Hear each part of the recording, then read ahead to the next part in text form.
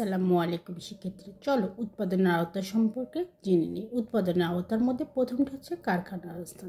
উৎপাদন করতে গিয়ে উৎপাদন করতে গিয়ে যে কারখানাটা স্থাপন করতে হবে সেটা সঠিক জায়গায় সঠিক স্থান নির্বাচন করে কারখানাটা স্থাপন করতে হবে। এরপর হচ্ছে বিন্যাস।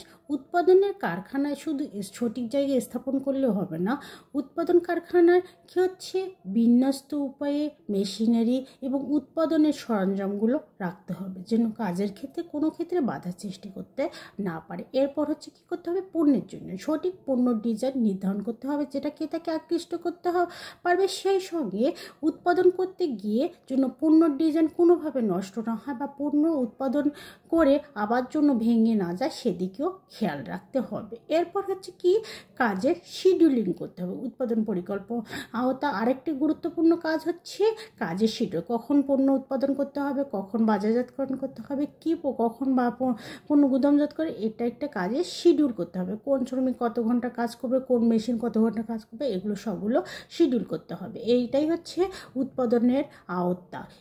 এরপরেও আরও কিছু আওতা আছে যেটা নিয়ে তোমাদের সঙ্গে পরবর্তীতে কথা বলবো। আল্লাহ হাফেজ।